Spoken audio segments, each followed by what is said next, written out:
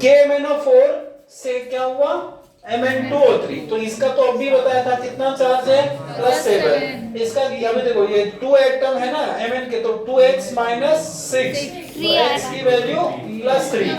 तो +7 से +4 कितने गेन किए होंगे 4, तो आंसर क्या होगा बी आंसर होगा 4 नहीं।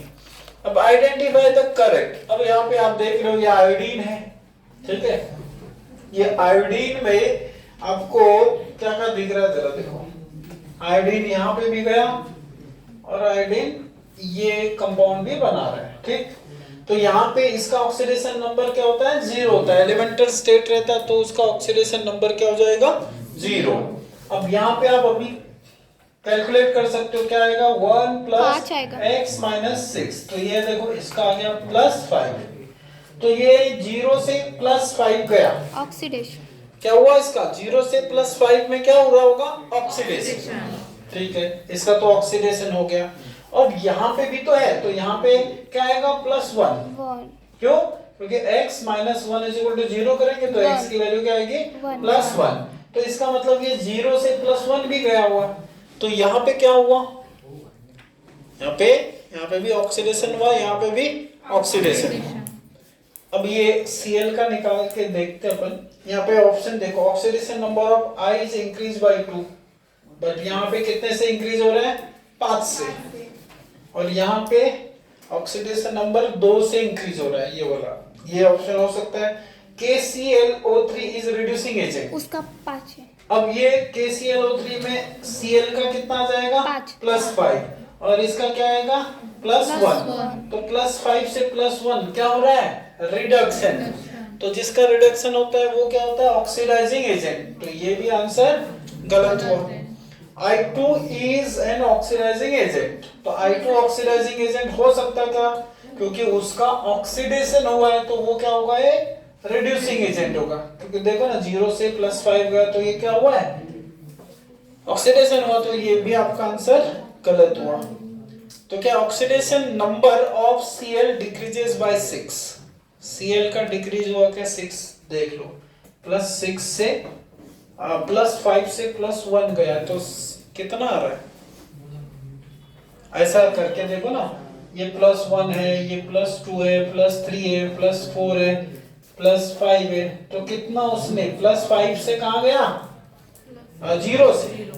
इनफैक्ट 0 से +1 गया 1, फिर +2 गया 2, 3, 4, 5, तो ये भी ऑक्सीडेशन नंबर ये भी क्या है गलत है, तो आंसर क्या हो जाएगा ऑक्सीडेशन। कैसे, ये मैं थोड़ा सा आपको एक दूसरी मेथड बता रहा हूँ, यहाँ पे मैं इसको मिटा दिया, तो इसको देखो, ये I2 का क्या हुआ ICl, तो यहाँ अलग से मैं बता रहा हूँ, देखो कि कैसे निकाल सकते हैं इसको, आप n फैक्टर बोलते हैं उसको, या फिर कल भी बताया था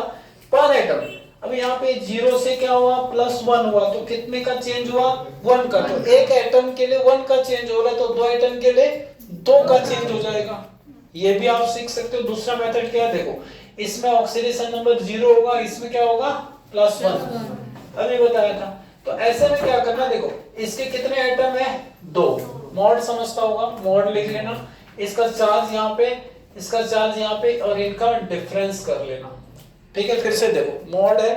ये पहला इधर पे जो भी चार्ज है वो लिख लेना, ये जो चार्ज है वो लिख लेना, दोनों का डिफरेंस और कितने एटम है उससे मल्टीप्लाई, तो ये अंदर में क्या आएगा 1 × 2 2, तो 1 × 2 कितना होता है 2, तो वैसे भी क्या आ गया, कितने इलेक्ट्रॉन वहां पे 0 से मतलब 0 से +1 कितने इलेक्ट्रॉन ऑक्सीडाइज हो गए, कितने इलेक्ट्रॉन का लॉस हो रहा है 2 का। वैसे अगर एक एटम के लिए देखें तो 1 का हो रहा है, 2 एटम के लिए 2 का, तो आंसर क्या हो जाएगा अरे आंसर क्या हो जाएगा ए। अब ये देखो, ये वाला जो क्वेश्चन है ये डिफिकल्ट भी आपको लग सकता है, लेकिन इसको स्मार्ट एक रूल से अपन सॉल्व करेंगे, ये इंपॉर्टेंट है, हर कहीं आपको ये देखने को मिलता है। तो सबसे पहले इसको डिस्कस कैसे करना, इसको सॉल्व देखो डिस्कस कर लेते हैं। x की वैल्यू आपको दिया है, क्या है x की वैल्यू क्या है, देखो a compound contain items of x y and z elements, oxidation number of x y and z are, x की वैल्यू कितनी है +3, y की वैल्यू कितनी है +5 और z की वैल्यू -2। अब आपको एक रूल ऑक्सीडेशन नंबर में लिखाया जाता है कि जब भी अपन ऑक्सीडेशन नंबर का सम करते हैं तो हमेशा क्या आता है 0। ऑक्सीडेशन नंबर का सम हमेशा क्या होता है 0। तो आप इसी को डायरेक्ट अप्लाई करो। तो ऐसा कोई फॉर्मूला ढूंढो जिसमें ये वैल्यू रखेंगे और उन वैल्यू को रखने के बाद आपको अंत में क्या मिलेगा 0। तो बाय डिफॉल्ट जैसे पहला वाला है, तो अब ध्यान दो y कितना है 5, तो 5 इंटू क्या करोगे 2, तो ये कितना होगा +10 हो गया। अब ये 2 इधर है तो x की वैल्यू पहले बताओ कितना है 3, तो कितने x है 2। अगर ऐसा नहीं आता है तो आप ये पहले 2 से क्या कर दो, इसको मल्टीप्लाई कर दो। तो बताओ ये तो +10 आ रहा है, अब ये ब्रैकेट सॉल्व करो, x की वैल्यू कितनी है 3, तो 3 2 जा 6 +6 आ रहा है और z की वैल्यू कितनी है -2, तो 6 तो -2 इंटू 6 कितना होगा 12, तो ये आपका कितना आएगा +10 -6, तो 0 हो रहा है क्या नहीं, तो आंसर नहीं होगा। इसी के नीचे ये वाला भी देख लेते हैं। तो यहाँ पे आप समझ गए, पहले इसको आप ऐसा कर लो, अब ये 2 से मल्टीप्लाई करो, y की वैल्यू क्या होगी 8, z की वैल्यू 2, तो x की वैल्यू बताओ कितना है 3, 3 3 जा 9 और y की वैल्यू 5, तो कितना होगा अरे 8 5 जा कितना होगा 40, तो ये भी 0 आएगा क्या, मेरे ख्याल से लगता नहीं है, ये भी 0 नहीं आ रहा। अब यही कर लो, x की वैल्यू कितनी है 3, y की वैल्यू 5, तो 5 + 3 कितना होता है 8, तो ये 8 हो रहा है। z की वैल्यू कितना है -2 इंटू 2 कितना होगा 4, तो ये भी 0 नहीं है, तो आंसर क्या हो जाएगा 4th डी। अब ये कैसे एक बार वेरीफाई कर लेते हैं, फिर से आपको मैंने जैसा बताया था वैसा करो, y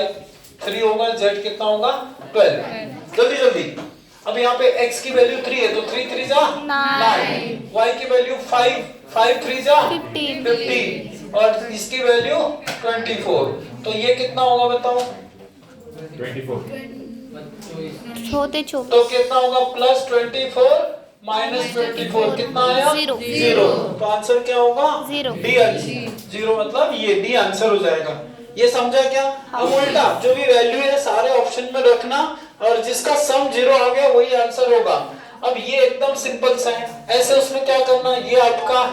टेट्राथायोनेट आयन दिया है, इसमें ये सल्फर को 1 बोला, इसको 2, इसको 3, इसको 4, तो मैंने आपको एक मेथड समझाई थी। देखो ये सल्फर से जुड़ा है तो ये तो सेम है, तो इससे आप क्या कर सकते हो, इसमें कोई चार्ज आएगा क्या नहीं, लेकिन ये भी सल्फर है, ये सल्फर है, इन दोनों में क्या चार्ज आएगा 0, ये तो पक्का हो गया क्योंकि सल्फर से इलेक्ट्रॉन खींचेगा क्या नहीं। अब यहाँ पे देखो ये सल्फर, ये ऑक्सीजन डबल बॉन्ड होगा तो इधर पे क्या चार्ज आएगा +2, इसमें क्या चार्ज आएगा -2, इसमें क्या -2, इसमें +2, इसमें -1, इसमें +1, तो इस सल्फर में क्या चार्ज आ रहा है +5, तो इसमें भी क्या चार्ज आएगा +5, तो पहले में 5, दूसरे में 0, तीसरे में 0 और चौथे में +5। तो ये हमने बताया ना, देखो जैसा HF है ये इनके बीच में कितने बॉन्ड है 1, तो इसमें भी एक, इसमें भी एक वैल्यू रख लो। अब जो इलेक्ट्रोनेगेटिव है उसमें माइनस, जो इलेक्ट्रोपॉजिटिव है उसमें प्लस, या जो खींच रहा है, अगर इधर डबल बॉन्ड रहता, लेट से x और y है डबल बॉन्ड है और y ज्यादा इलेक्ट्रोनेगेटिव है तो इसमें पहले वैल्यू क्या रखते अपन 2, इसमें भी 2, तो ये इलेक्ट्रोनेगेटिव ज्यादा था तो इसमें माइनस, इसमें प्लस। तो वैसे ही हमने देखो ये सल्फर है, डबल बॉन्ड किया है इसने इस ऑक्सीजन के साथ, तो इसमें भी 2, इसमें भी 2, इसमें +2 कर रहे हैं, इसमें माइनस, और फिर यहाँ से ऑक्सीजन लगा तो यहाँ 1, यहाँ 1, तो इधर -1, इधर +1। तो इसलिए आपको जब स्ट्रक्चर बनाते आ जाएगा तो डायरेक्टली आप ऑक्सीडेशन नंबर कर सकते हो, निकाल सकते हो, क्योंकि स्ट्रक्चर से कभी भी ऑक्सीडेशन नंबर गलत नहीं आता। अब ये आप कोऑर्डिनेशन कंपाउंड में पढ़ते हो, तो इसमें इसका क्या करेंगे, चार्ज x मान लिया। Cn का जो चार्ज होता है ना, Cn में जो चार्ज होता है माइनस होता है, इसलिए उसकी वैल्यू क्या लेंगे, -1। क्या लेंगे, -1 इंटू 6। और ये जो चार्ज रहता है इसको ही क्या करते हैं अपन, इक्वेट करते हैं।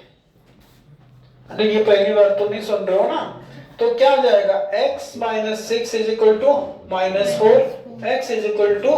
+2। तो इसमें आंसर पहला वाला क्या हो जाएगा, इसका आंसर हो जाएगा। तो ये सारे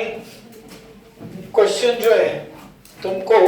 दीपाली को सिर्फ ये वाला नहीं आया और ये वाला नहीं आया, नहीं वो भी आया था, ये भी आ गया। देखो तुम्हारी क्लास की है, ये तो वैसे भी किसको नहीं आता,